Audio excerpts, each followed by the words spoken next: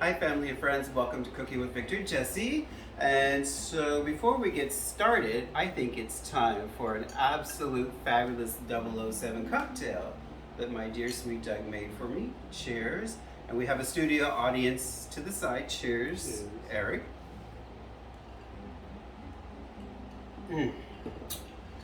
Whoa. Whew. Lord have mercy, I think that just heated me up. So, this is November 1st and 2nd, which is Dia de los Muertos. So I'm wearing my Day of the Dead style apron in honor of Dia de los Muertos. And so I wanted to think of something to cook, and there's so many recipes. So I thought, you know, why don't I just do an easy, quick chicken enchilada Suizas. So let me start with saying the first thing I did was made some salsa, and I used some Herdez salsa verde, okay, and then I used a clove of garlic. This, let me recap, 3 cups of the salsa in the blender, 1 clove of garlic, and then I used about a half cup of cilantro, okay? And then for my meat, and what makes this a quick meal is I got a rotisserie chicken and pulled off the chicken breast and then shredded with 2 forks. For the seasoning, I decided to use some fresh ground black pepper, cumin, chili powder, and just mix it together. Basically, it depends on how spicy you want to make it and how hot it's going to be. So I think this is going to be pretty mild because I actually was light and not heavy-handed with the chilies and stuff. And then, so of course, you know, to make the salsa. Oops, now I had a moment. Anyway, so we're gonna ignore that. We'll move along. It happens. What can you do? Oh, you know what I think I need to do is I need to have another soap. That'll probably help it. Oh yeah. So to recap my salsa, my honey reminded me.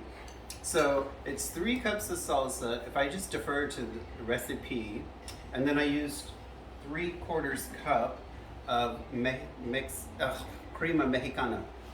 God, I'm tongue-tied today. You would think I was drinking all day. All right, so let's go get the enchiladas. I pre-made them this morning.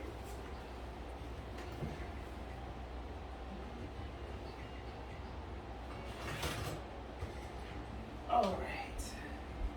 So here they are, delicious. They smell amazing. And as I've said like 100 times, you guys, too bad it should be like Rachel Ray, you know, smell-o-vision version. Everybody just smells it, yummy, delicious. So, you know, basically when you make enchiladas, it's so simple. What I did was I had flour tortilla, right? And so with my salsa, first I put some oil down to coat my pan, and then I used some of the salsa verde at the bottom, and then I went through and put more salsa on top, and then I used a thick cut mozzarella, and then just baked at 350 for about 20 to 25 minutes or so until the cheese is nice and golden brown. So, all right.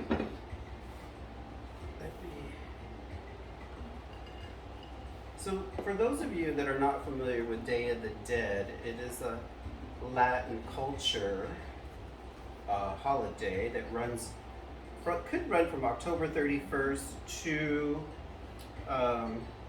November 6th, but traditionally it's November 1st and November 2nd, and you put together a ofrenda, a type of altar, and then you put pictures of your loved ones, family and friends, loved ones that have passed, and it's a time of honoring and celebrating, remembering the life of the people that you love that are gone. So it could be decorated with merry-go-rounds, marigold flowers, and then also with an alebrije, a spirit guide, and then we also have some dancers, yeah, skeleton dancers. So now I'm going to use the Mexican crema to garnish, if I can get it to go across. Basically, it's Mexican sour cream. And I didn't know, they actually have a Salvadorian sour cream too. It's pretty good. Just gonna go easy. Trying to make it look Nice. What can you do? All right, so there's that. And I'll give this one to our guest. Here you go. Oh. It's delicious. That just means take one and pass it on. That's my sign language. So this is my first time making these enchiladas. I usually do corn tortilla with ground chicken or carne asada.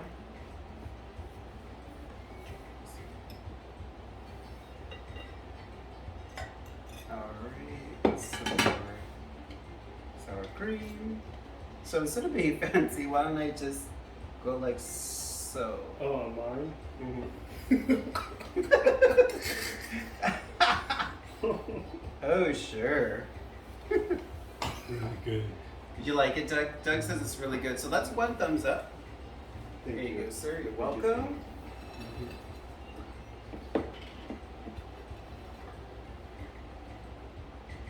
All right, I think I'm going to do. I'll just do one for right now. So. I feel like I'm in a fancy restaurant. Oh, that's good. It's so good. Oh, good. Thank you, Eric. I'm glad you like it. Delicious. I guess if I was gonna really make you feel extra fancy, I should have made your sour cream look special instead of just a line The across. flavor hits you in your face. It's beautiful. Oh yeah? Would you say it's more, would you call it spicy or not too spicy, hot? No, it's more of a. I taste citrus, Uh-huh. and I taste the spices you use, and it goes well. Like everything marries very well with the cheese and salsa and how you doctored it up. It tastes really good. And the crema's a nice touch at the end. Right, and then, you know, I'll tell you guys that if you're in a hurry, this is the quick way of making enchiladas.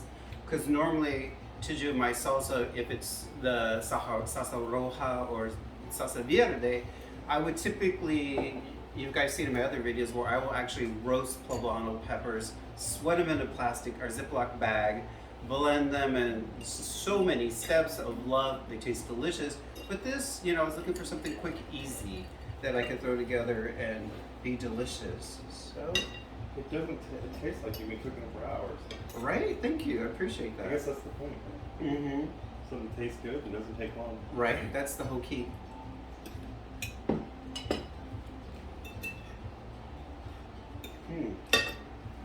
Oh my God. It's so good. These are so amazing. They Definitely. really are.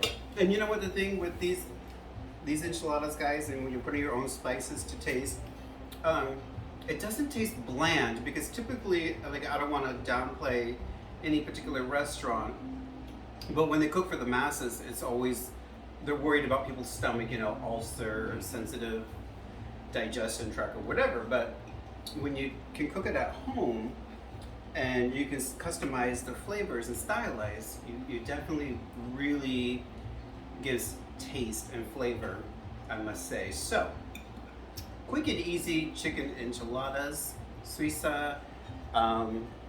Again, I use product placement, not that I'm getting paid. So this salsa verde, the Herdez, really delicious. All right, guys, so I give this a thumbs up. Definitely, it's a keeper, make it again. Oh, a quick note that I'd like to say about the chicken breast. Get the one that's not brine or it says no salt. So I picked this one up at Smart and Final, and it was definitely, you could taste the salt because I'm not used to a lot of salt. But I think Ralph's, I'm not sure if Vaughn's or Safeway, if their rotisserie chickens have no salt. I know Ralph's does for a fact. But yeah, I definitely say get the no salt. So, but all right, so that's it, guys. Thank you for tuning in. Cheers. So delicious. Thank you for inviting me. Well, thank you for coming. I'm glad And I you live enjoyed it. alone, so I would like to make this dish myself. So thank you for teaching me how to make it. And I wouldn't eat a whole pan. So watching you make it, this is something you can also meal prep and take to work. Absolutely. And like freeze it. Absolutely. So then you can have it whenever you want. And just take it out, heat it up, and then you have it for work. It's perfect. It's a great idea. Right. Yeah, Thank you you're so very much. welcome. Yeah, exactly. You can just blend to whatever you need. So, and I always have leftover because I'm Mexican, Italian, so and I don't Don't know on how. the butter tub, so you're good. Right, and it's not. And I like this because those chicken breasts. I mean, that yields a lot of chicken, and normally, like I said before, I'll poach chicken breast, and that takes a while, and it's tedious, and you have to shred. I think one day I've made enchiladas like over a 2-day. I'm looking at Doug to help me remember over a 2-day span sometimes, and the house is hot. So even in the summer, you could whip this up real quick. Cool. All right, guys. So I'm going to say goodbye. Thank you for tuning in to Cooking with Victor Jesse, and I'll see you guys next time. Bye.